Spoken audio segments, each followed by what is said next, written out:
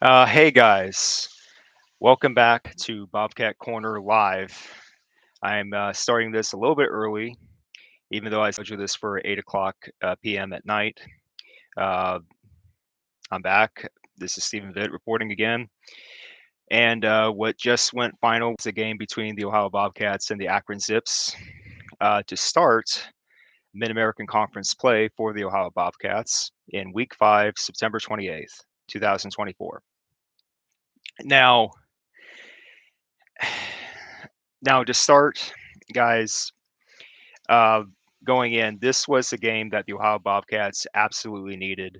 This was a game that the Bobcats needed, considering the fact that last week the Bobcats just did not play well against the Kentucky Wildcats down in Lexington, Kentucky. That's well documented, and we're not going to revisit that. So going into this game, going back home to Athens to Frank Solich Field, we knew that we were going up against a conference opponent in the Akron Zips in the MAC, and whenever you're playing a conference foe, you know that more often than not you're going to be in a battle because you're very familiar with that opponent because you play such an opponent every year. And Akron Zips, obviously, historically speaking, they have not been one of the most impressive MAC teams at all. Let's just be honest. But when it comes specifically between Ohio and Akron, these games tend to be fairly competitive for the most part. The Zips, more often than not, they try their best to keep the Bobcats on their toes when they play each other.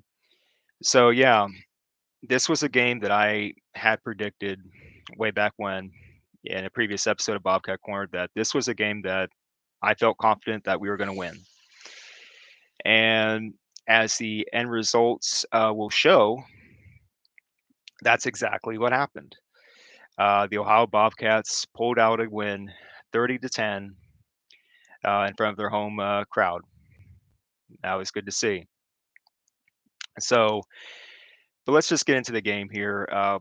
I'll take you highlight by highlight as best I can to describe it for you guys.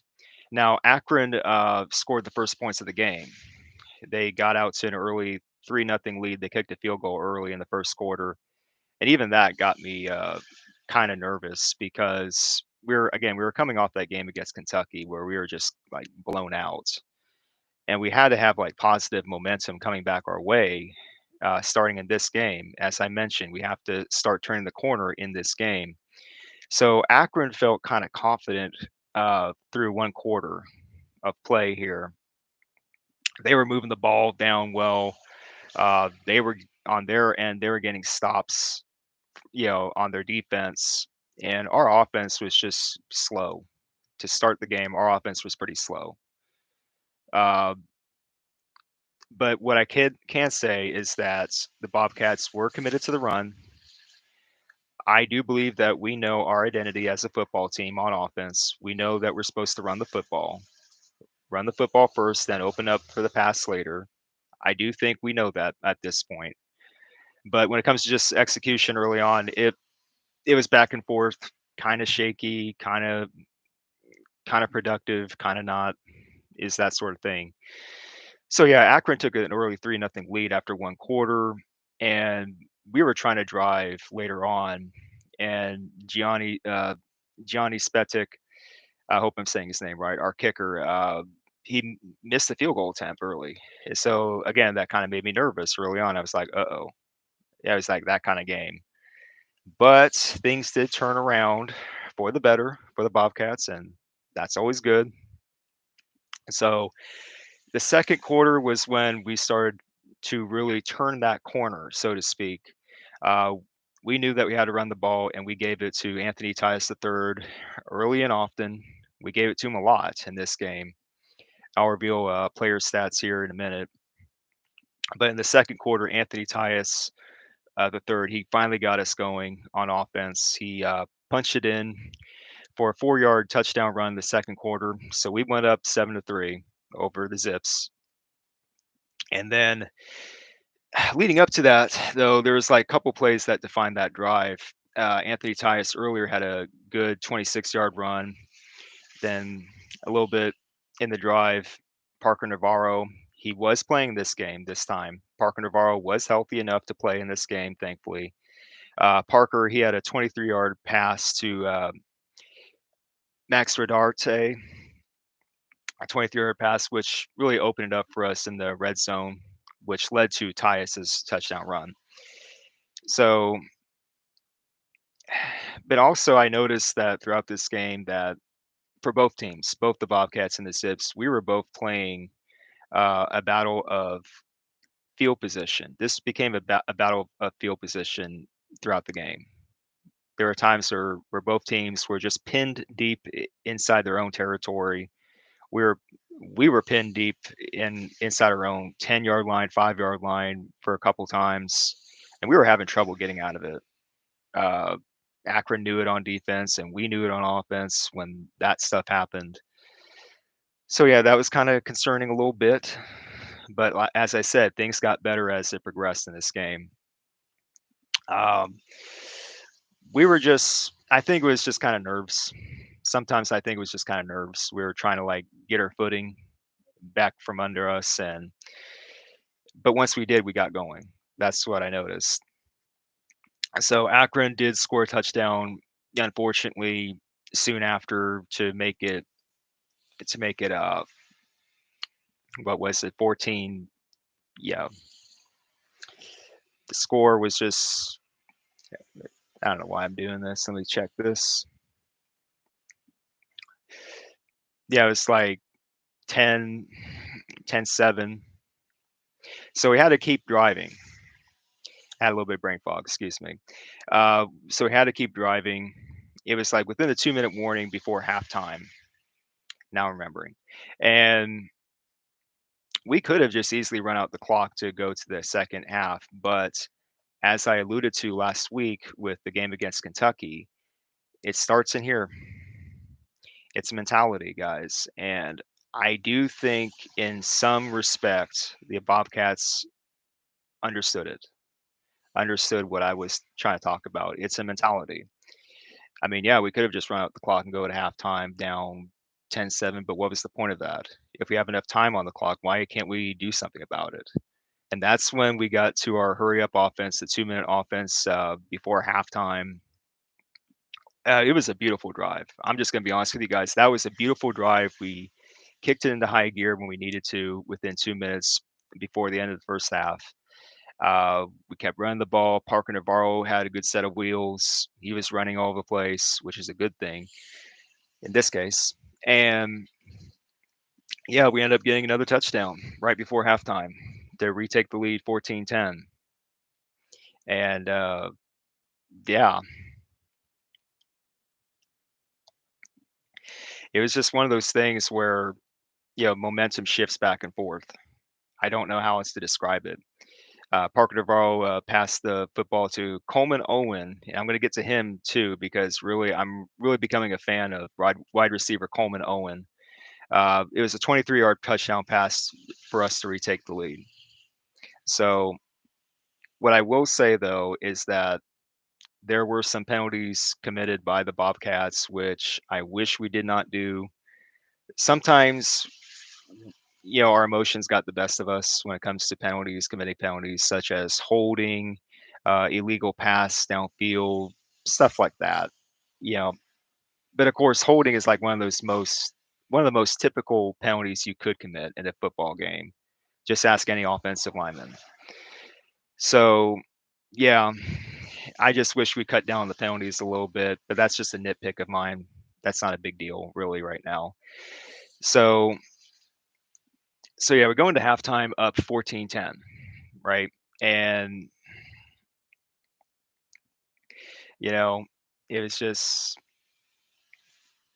it was just a really back and forth game. It's hard for me to describe it right now because I had a mixture of emotions going through this game. It was like, okay, we're letting Akron hang with us, but also I realized that we were starting to get our footing. I was like, okay, which one is going to cross the finish line first? Are the Akron Zips going to realize their potential, or are we just going to get our footing and just take command of the game. Thankfully, the latter showed up. Now, shout out to Bobcats defensive end Marcel Walker Burgess.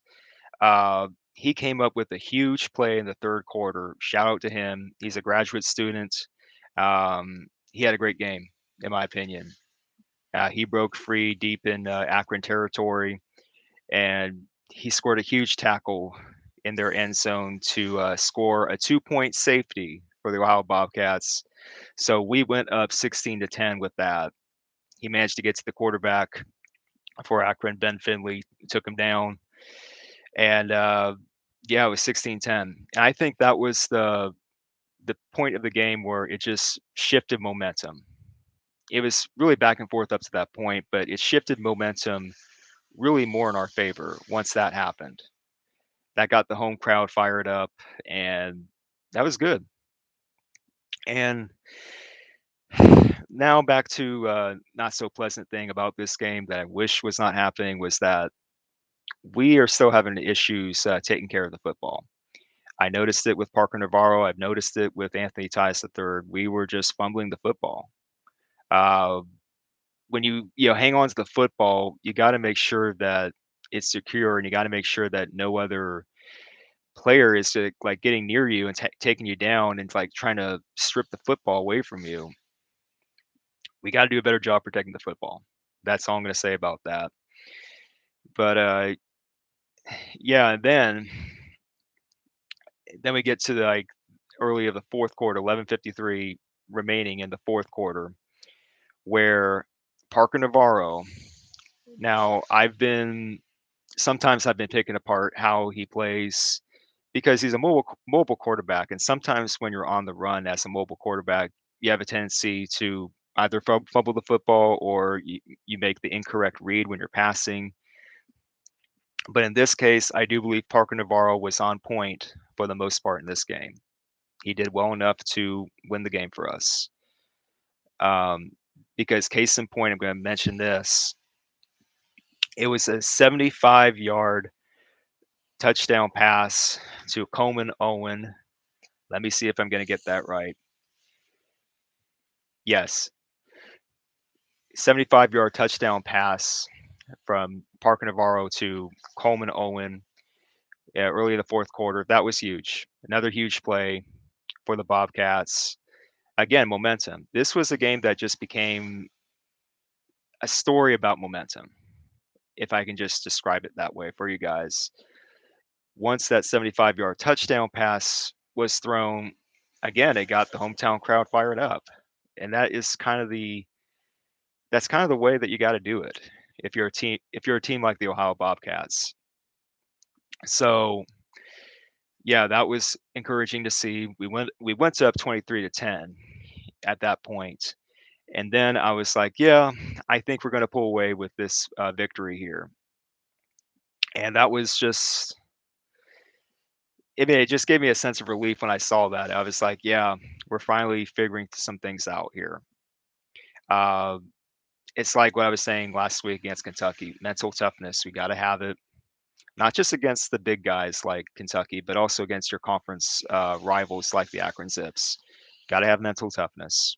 You got to stay with it mentally if you're going to make these kinds of plays, such as what I just described here with the safety and with the 75-yard touchdown pass. And also, another shout out to a defensive player, Shea Taylor, one of our key defensive captains. He came up with a big stop on defense when the Zips were driving. It was a 4th-and-7 play. It was 7.5 minutes to go in the fourth quarter, and Shea Taylor came up with a big play. He had a big stop on defense. Shout out to him. So that was good.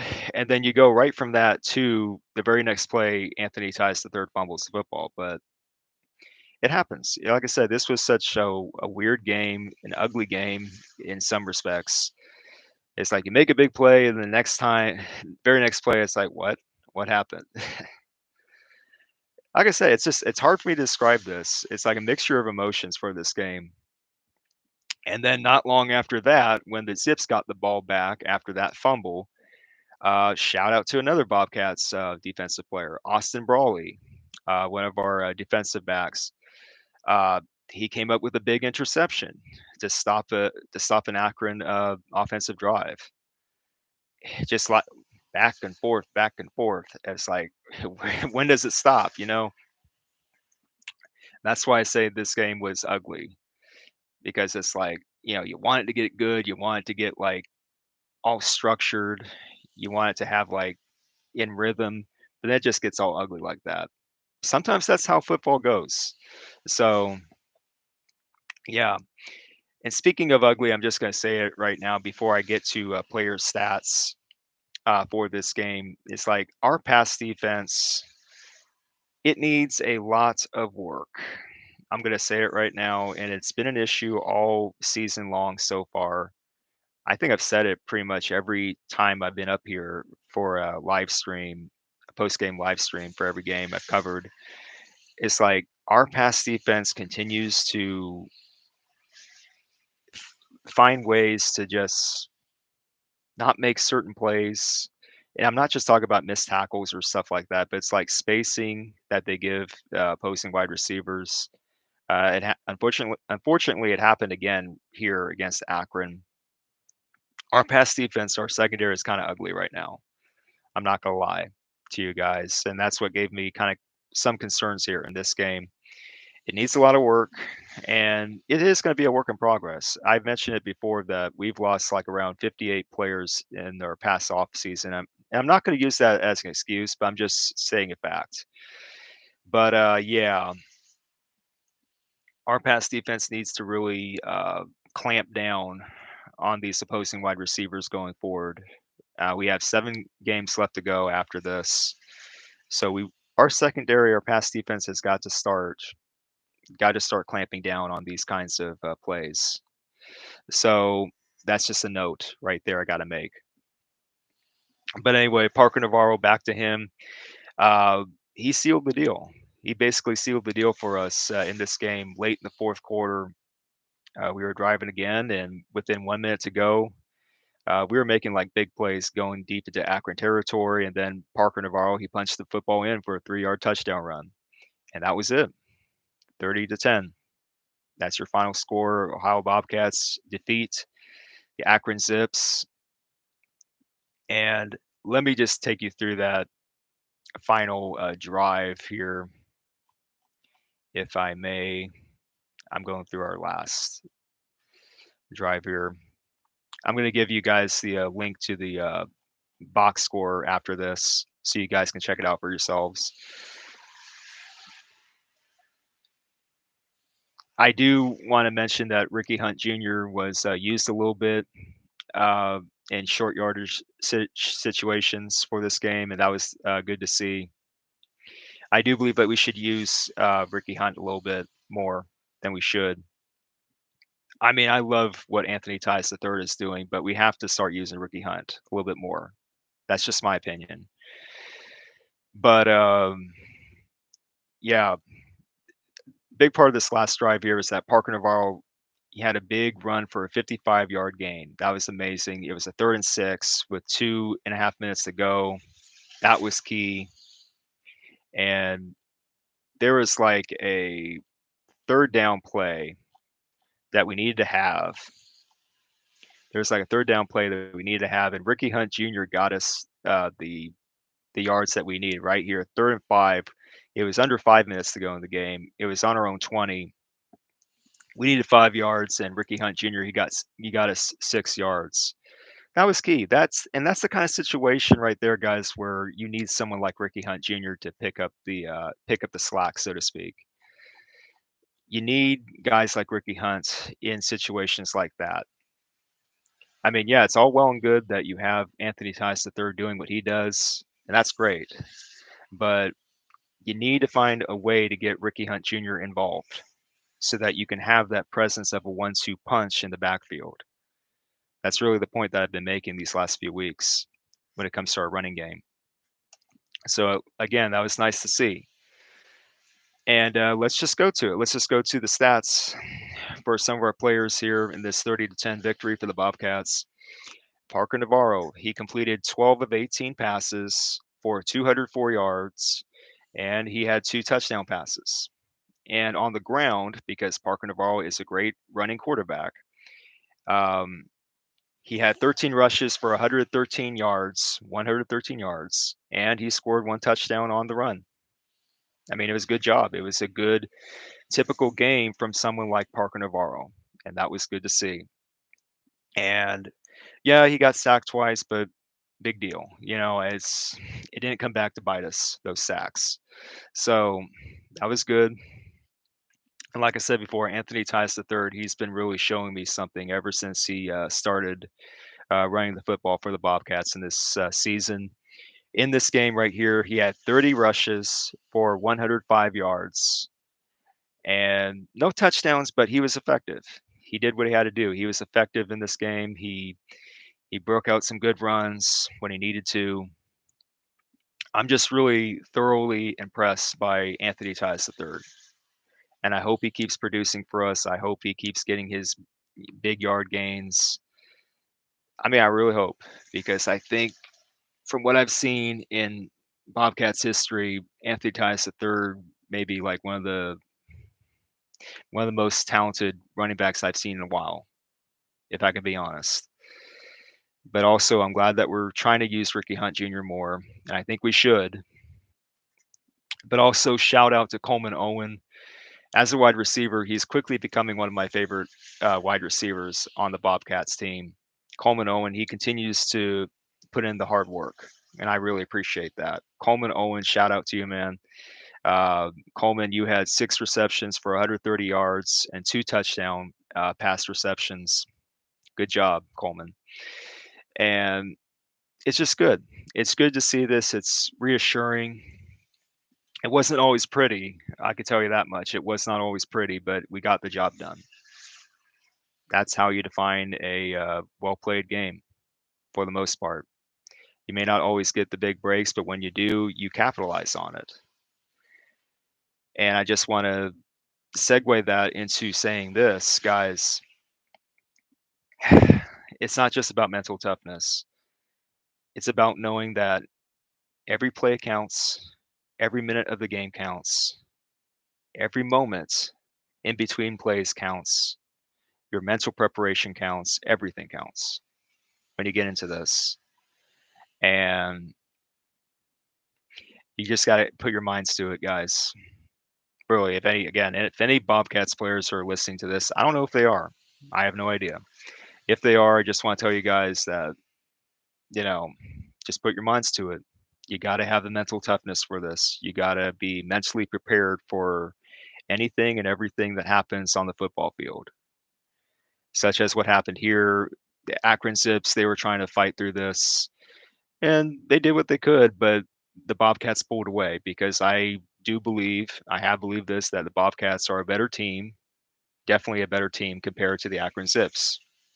That's just a fact, in my opinion. So, yeah, it was just good to see. I mean, yeah, we should cut down on fumbles, we should cut down on the penalties, but uh, overall, it did not come back to bite us, those things. We did good. So, yeah, I'm impressed by our, what do you call it, by our measure of resolve. When we were faced with certain issues, when we made mistakes, we didn't get down on ourselves. We did not give up. We did not, turn around and say, "Oh, we couldn't have done this," blah blah blah. And no, we did not get down on ourselves, and that's great. Like I said, mental toughness. It starts there in the mind. You just got to focus, and when you do, good things happen. So yeah, I just want to get that out there for you guys. I'm kind of rambling right now. It was played well enough for us to win. 30-10, good job. Now we're going into a bye week, much needed bye week by our standards. And yeah, we start off MAC conference play with a win, much needed win. We're now 3-2, got 7 games to go, and we're off next week. But the following week, we're continuing MAC conference play. We are going to be playing the Central Michigan Chippewas next. That is those guys. They're our next opponents. and I do believe they're going to give us some challenges. We're going to be traveling to Central Michigan, their place, to play them. So we're going to see how that goes. So yeah, if you guys have any comments on this game, if you guys actually watch this game, just let me know in the comment section. And yeah, more content is on the way concerning the Ohio Bobcats, college football, and other things that I may have planned. Hope you guys have a good day. It's nighttime where I'm at right now. Just wanted to come on here early. So yeah, I'll be sure to come back with more content here. This is Bobcat Corner Live, and I'm doing better, by the way. So yeah, take care, guys.